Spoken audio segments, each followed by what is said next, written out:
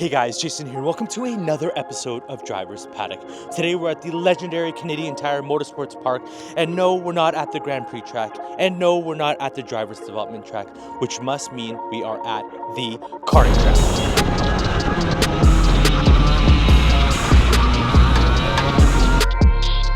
Today I've been invited to a private event, and I'll have the opportunity to drive a super 4-stroke and a faster 2-stroke kart. This will be my first time driving these karts. Make sure you watch all the way to the end because Nolan Bower, who is the 2023 Canadian National Champion and the recipient of the Ron Fellow Scholarship, and I will be discussing the things that we think are different between karting and driving a race car and what the transferable skills are. Let's go!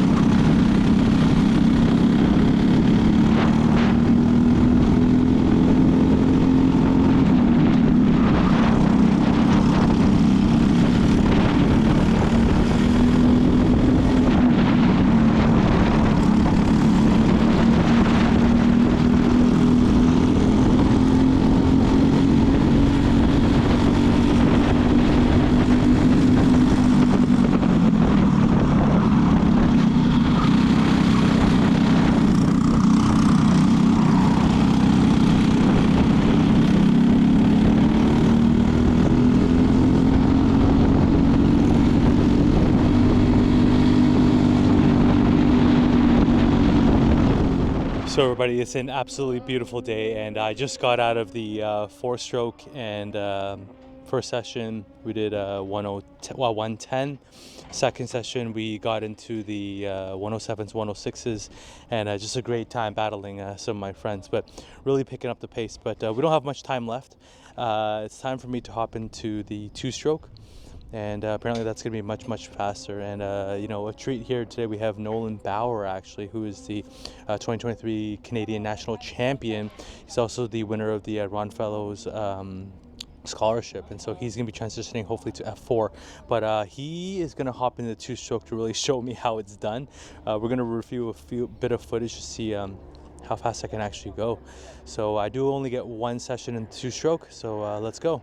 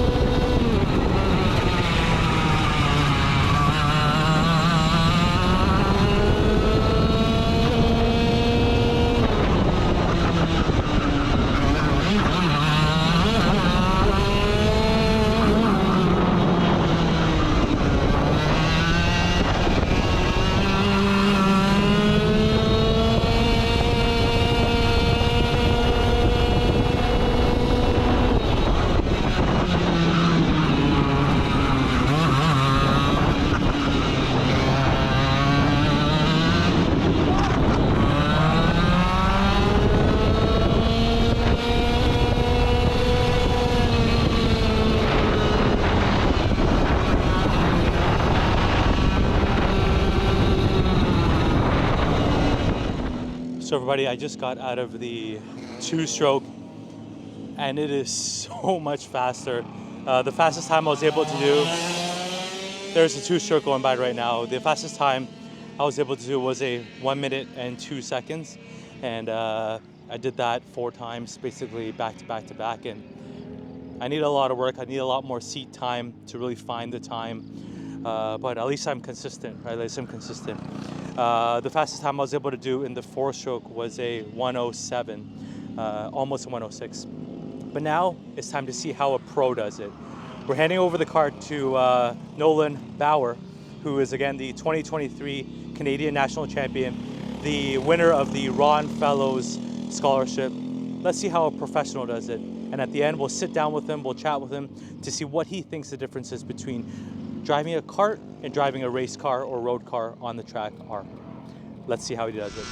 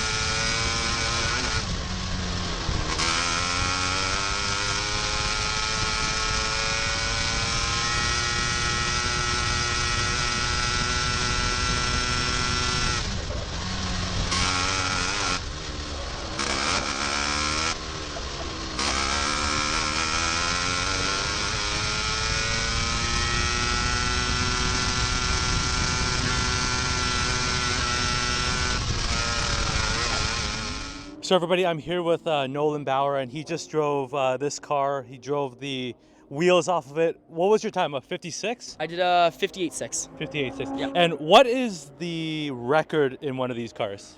I believe it's a 55.7 or 55.6. Yeah. I don't remember off the top of my mind. So with a compromise setup and just hopping in the car, he literally did, I think, like 4 laps. Yeah, about 6 laps, and I haven't been here in about a year, so it's pretty good. A little bit about him. He is the 2023 Canadian National Champ. You want to tell the viewers a little bit about yourself and sort of all the accomplishments you have in motorsports? Yeah, for sure. So this is my 12th year of racing semi-pro. 3-time recipient of the Team Canada ticket for the Rock Cup Super Final. Canadian National Champion 2023, MRFKC champion. Other than that, we won Brian Stewart a couple years back. Lots of podium results in MRFKC. Kart Stars champion 2 times. Other than that, I'm the recipient of the Ron Fellows Karts to Kart Scholarship for 2023. Did my first car race actually a couple months ago and won that, so it was pretty cool in a 944. And other than that, we're pushing for F4 in a couple weeks' time for COTA, and we'll see from there. That's absolutely amazing. So, Nolan, I come more from cars. You're into karts. Obviously, you have all these accolades. You're amazing. Can you tell the viewers what you would say the biggest few differences are between transitioning from a kart to a car?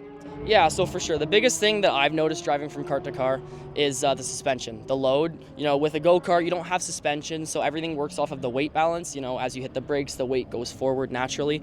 In a car, you have that suspension, so you artificially can create the weight transfer based off of throttle, brake inputs, clutch inputs if you're driving a manual to bring it back to neutral.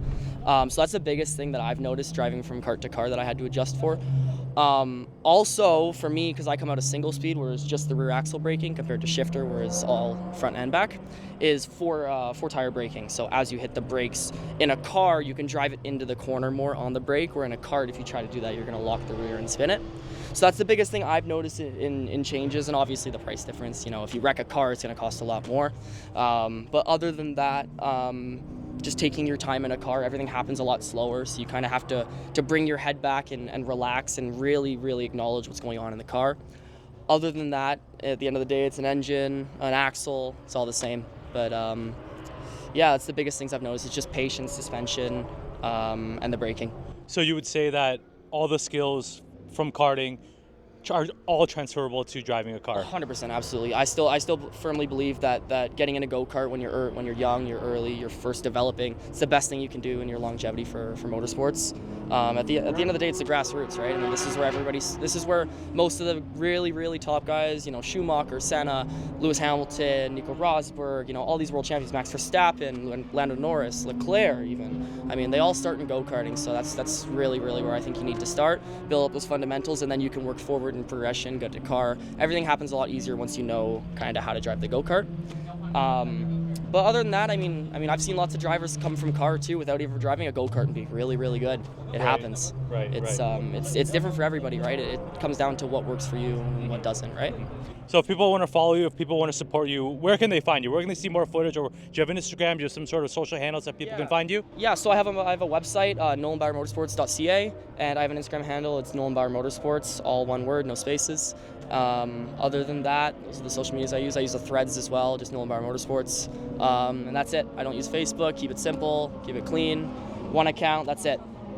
Thank you so much for showing us how the pros do it, and thank you so much for driving the kart. Thank you. Best of luck. Thank you. So everybody, what an amazing day karting here at Motorsport Kartways, and you know, my thoughts, you know, getting into a kart coming from, you know, racing cars and time attacking cars.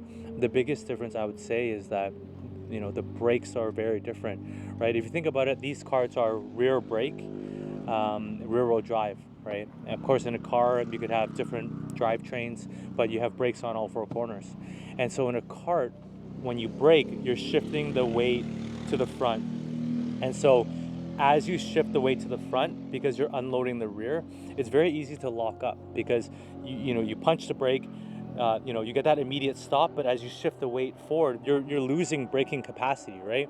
Threshold braking changes very quickly. You're losing, again, brake capacity because you're unloading the rear wheels that are doing the stopping. And so in karts, you have to be fairly aggressive with the brake. You know, get the threshold braking very quickly, and then come off the brake much faster than you would in a car.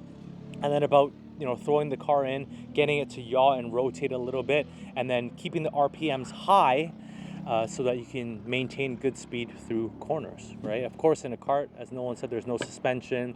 Everything's very direct.